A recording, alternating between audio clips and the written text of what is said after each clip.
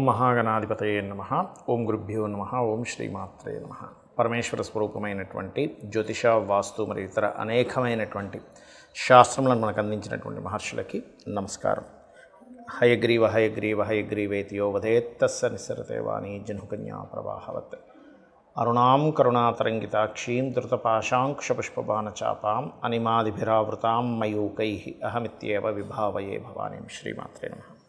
ప్రేక్షకులకి ఆ లలితాంబిక అమ్మవారి యొక్క అనుగ్రహం పరిపూర్ణంగా కలగాలని మనస్ఫూర్తి కోరుకుంటూ మనం ఈరోజు చెప్పుకోబోయే టాపిక్ 25వ తేదీ మే నుంచి 31 మే వరకు ఉన్నటువంటి గ్రహస్థితి ఏ విధంగా ఉంది, తద్వారా 12 లగ్నాల వారికి మరియు లగ్నం తెలియని వారి రాసుల వారికి ఏ విధంగా ఉండబోతుంది. ముఖ్యంగా లగ్నానికే ప్రాధాన్యత ఇవ్వండి. అలాగే ఇక్కడ గమనించుకున్నట్లయితే అసలు గ్రహస్థితులు మిథునంలో గురువు, కర్కాటకంలో కుజుడు, కన్యా రాశిలో ఉన్నట్టుగా కొన్ని యాప్స్లో సింహంలోకి కేతు వచ్చేసినట్టు చూపిస్తున్నాడు. కాకపోతే రెండిట్లో ఉంటే ఎటువంటి ఫలితాలు వస్తాయి కూడా మనం చెప్పుకుందాం, రాహుకేతువులు మారితే కనుక.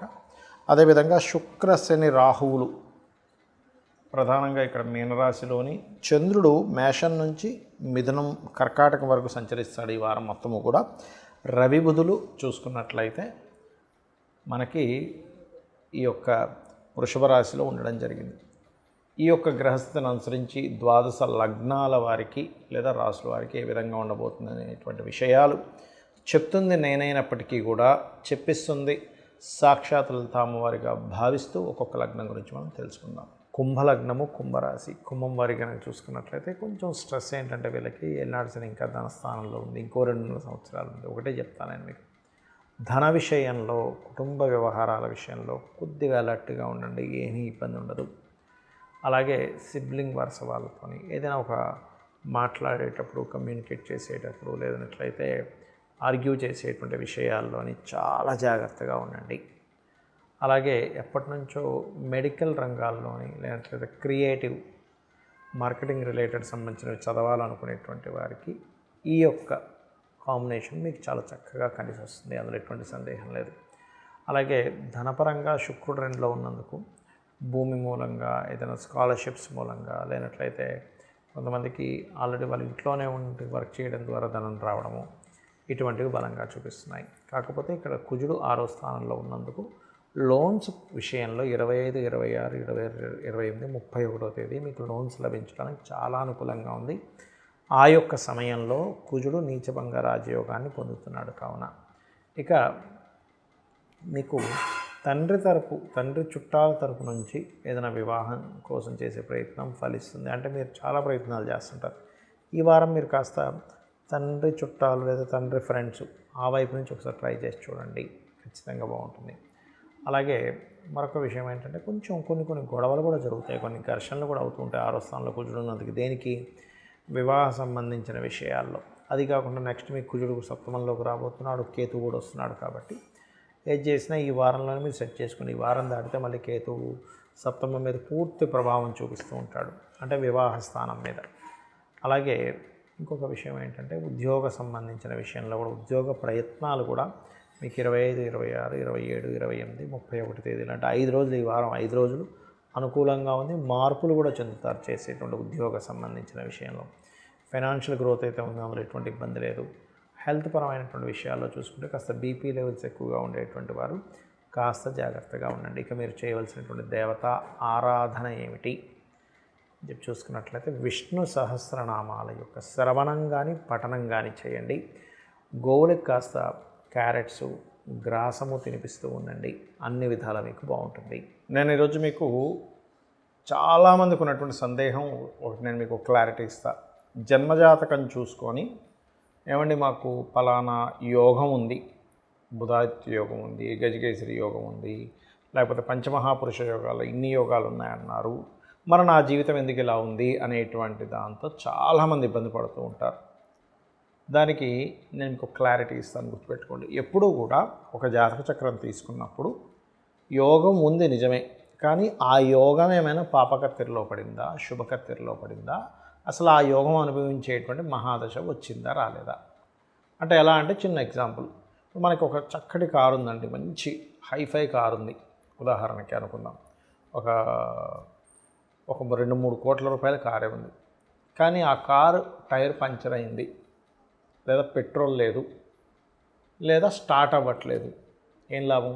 ఆ కారు రిపేర్ అయితే కానీ అది ముందుకు వెళ్ళదు. అలాగే మీకు ఎటువంటి యోగం ఉన్నా ఫస్ట్ ఆఫ్ ఆల్ ఆ యోగం ఎలా ఉంది? పాపకత్తెరలో ఉందంటే ఇప్పుడు నేను చెప్పిన కారు ఉదాహరణలాగా.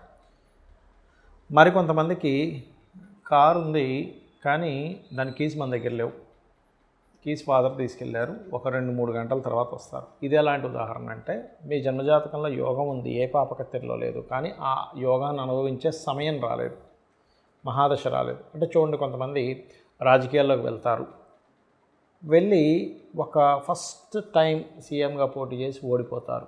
అంత మాత్రం చేత ఆయనకి యోగం లేదని కాదు, ఓడిపోయినంత మాత్రాన. ఇప్పుడు ప్రజెంట్ ఉన్న కండిషన్లో అతనికి సీఎం అయ్యే యోగం లేదు. మళ్ళీ 5 years తర్వాత ప్రయత్నించినప్పుడు ఖచ్చితంగా మళ్ళీ గెలుస్తాడు. లేదా ఒక్కొక్కసారి 2 times ఫెయిల్ అయ్యి 3rd time గెలుస్తాడు. కొంతమంది 5-6 సార్లు ఫెయిల్ అయ్యి 7వ సారి గెలిచే సమయం కూడా ఉంది. అంటే ఏమిటి? ఆ పర్టికులర్ టైంలో ఆ యోగం యాక్టివ్ అవుతుంది, గుర్తుపెట్టుకోండి. అలాగే మరొక విషయం ఏంటంటే, యోగం ఉందండి కానీ దగ్గర దాకా వచ్చి మిస్ అయిపోతున్నాయి.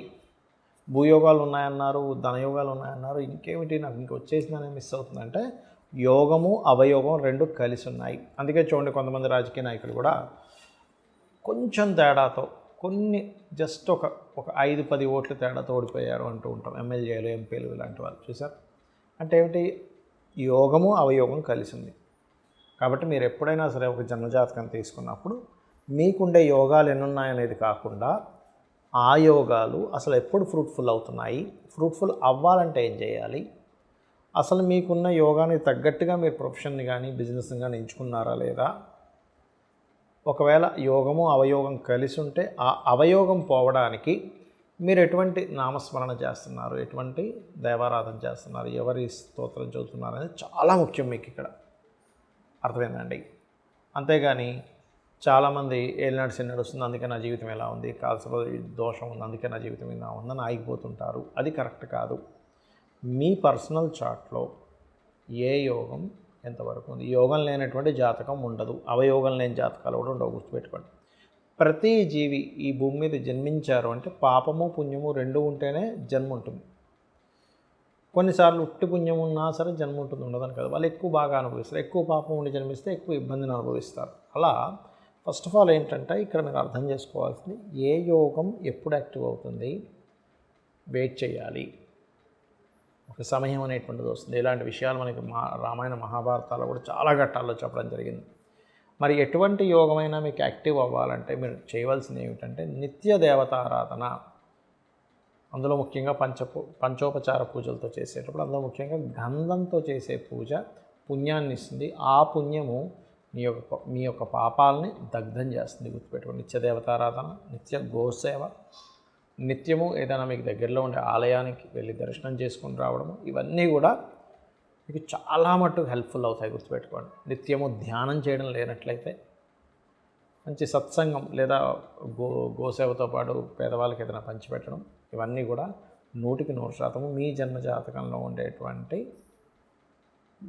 బ్యాడ్ కాంబినేషన్ తీసేస్తుంది. అయితే ఇక్కడ మరొక విషయం ఏంటంటే, యోగాలు ఉన్నప్పటికీ కొంతమంది ఏదైతే అవయోగం ఉందో దానికి సంబంధించిన ప్రొఫెషన్లోకి వెళ్ళడం, దానికి సంబంధించిన కర్మలు చేయడం, దానికి సంబంధించిన బిజినెస్లు చేస్తూ ఉంటారు. అంటే ఏమిటి? దీనిలో ఇతనికి కలిసి రాదు అని ఉంది, పోయి అదే బిజినెస్ చేస్తాడు, లాస్ వస్తుంది. దీనిలో ఇతనికి ఈ సమయంలో ఇన్వెస్ట్ చేయకూడదు అని ఉంటుంది, పోయి అప్పుడే ఇన్వెస్ట్మెంట్ చేస్తాడు.